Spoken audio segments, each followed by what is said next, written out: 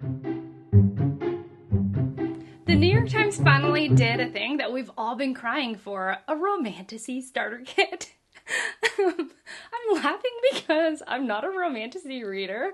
So when the New York Times came out with this article, Romantasy, a starter pack, I was like, oh my goodness, what is this? What is happening? I must talk about it with you lovely people. So that's what we're going to be talking about today. We're going to go over this starter pack. I'm excited about it. If you're new, know that I'm Shelly. I love books and reading. I like keeping an eye on the New York Times. For whatever reason, that seems to be my place that I watch. I don't always take their recommendations, but I'm always curious as to like what they're doing, what articles they're putting out, and so on and so forth. So if you're new and you're enjoying the vibe, I would encourage you to subscribe. Mostly just excited to hang out with you and talk about Romantasy. So without any further rambling on, let's go ahead and get into the meat of this video. This article was curated, put together, written by Jenny Hamilton. And what I appreciate about Hamilton is that there's a definition of Romantasy, which I actually learned from. My light is being rebellious right here. Okay, the definition of Romantasy is hotly contested and refers at its narrowest to romance first stories with a secondary world or high fantasy setting. I learned something there. I didn't realize that Romantasy was a Romantasy first book. I would have thought perhaps it was a fantasy first with a heavy dose of romance. So anyways, I'm learning already. So this list, the list that we're about to go through, takes a more expansive approach, recognizing the slipperiness of genre boundaries and the many branches of the Romantasy family tree. And which includes paranormal romances, science fiction, and historical fantasy. So the books on the list draw from a broad range of genre traditions, from Mary Shelley to Mercedes Lackey and even Anne McCaffrey. And they have little indicators. Jenny Hamilton has these little indicators of like a prompt as to why Jenny's recommending said book. So the first like prompt, as one would, was I want to start at the beginning of Romantasy, which is A Court of Thorns and Roses by Sarah J. Maas. I'll have to say that I have read this. It's probably one of the only true Romantasy books I have read, and it did not go well with me and Sarah J. Maas.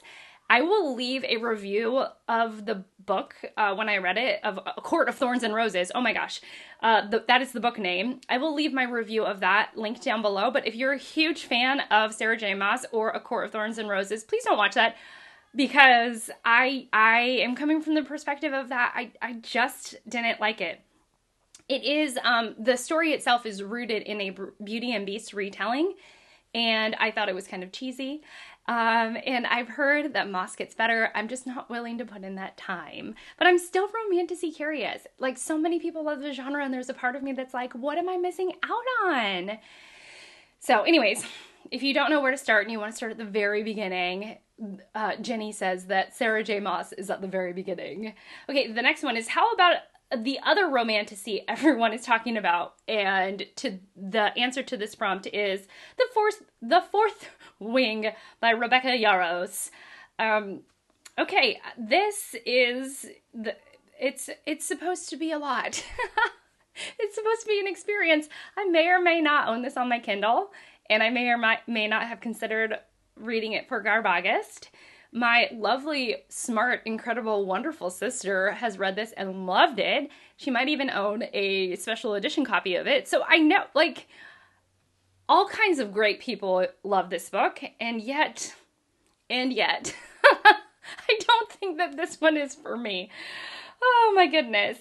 Okay, so the next one is Keep It Nice and Paranormal. And for that, Jenny says that Silver Silence by Nalini Singh is great.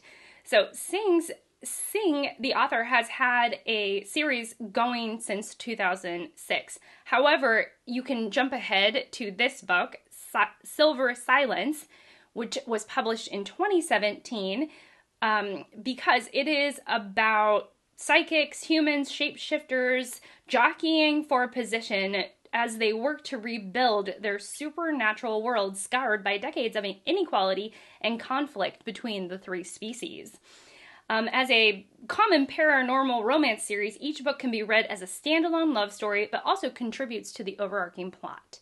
Okay, well that's great to know. So if you're like, I have read a couple of paranormal romances. They were not for me. So maybe I'll let my past self guide. I'll let my past self guide what I'm interested in with this list. Although, like, Jenny's doing a great job. The writing explaining why each book is chosen is very clear. And, there's good reasoning behind it. Like, I'm following the logic.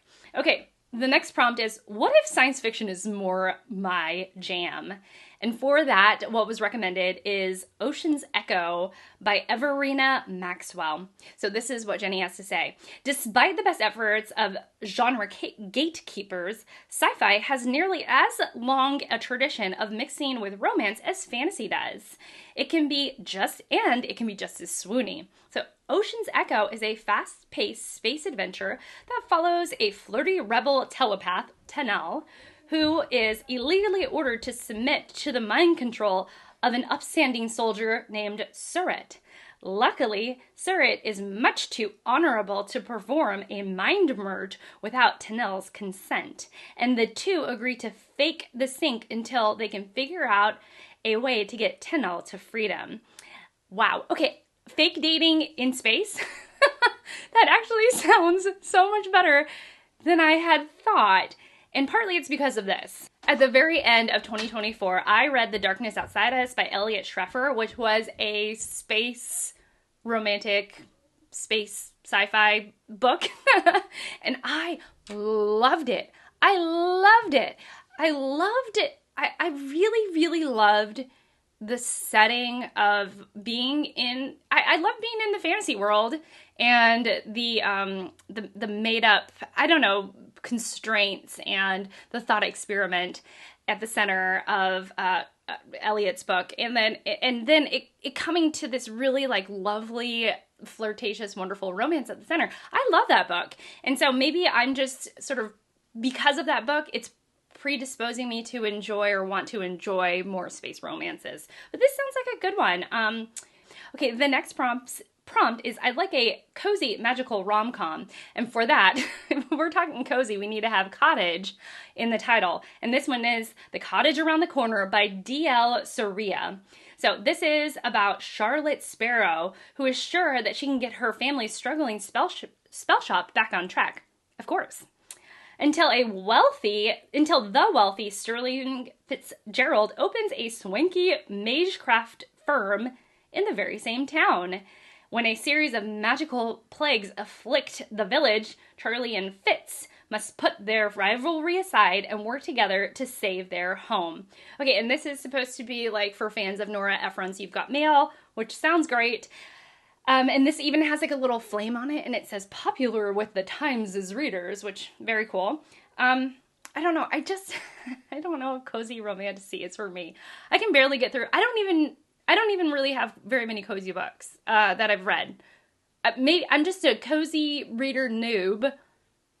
Yes, that is a thing, and I don't read very many cozy books, and so I don't know how to enjoy them. So I might pass on that one.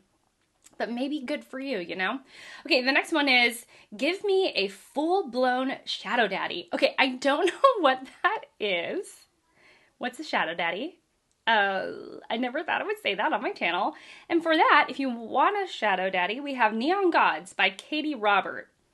So Romantasy lives and dies by the figure of a shadow daddy. Oh, we're getting a definition, which is a brooding and dangerous Byronic hero who would rip the world apart for his girl. Oh, am I into that? Not really. I don't know. I haven't experienced the magic of a shadow daddy. Oh, I gotta stop saying that on my channel, okay? I'm so sorry. So this Hades/Persephone retelling puts a contemporary spin on the foundational shadow daddy. Can shadow daddies be foundational? And also happens to be a terrific read.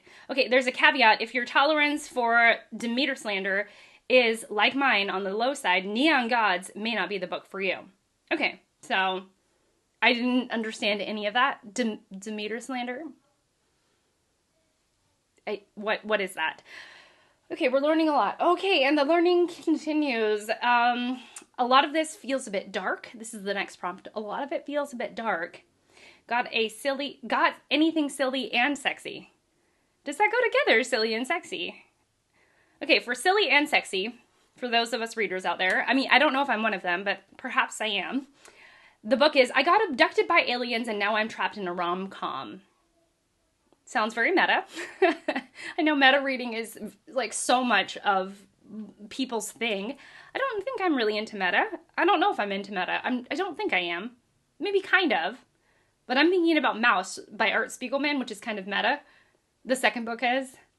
And not necessarily like I'm trapped in a rom-com. But anyways, okay, this is what it's about. It's by Kimberly Lemming.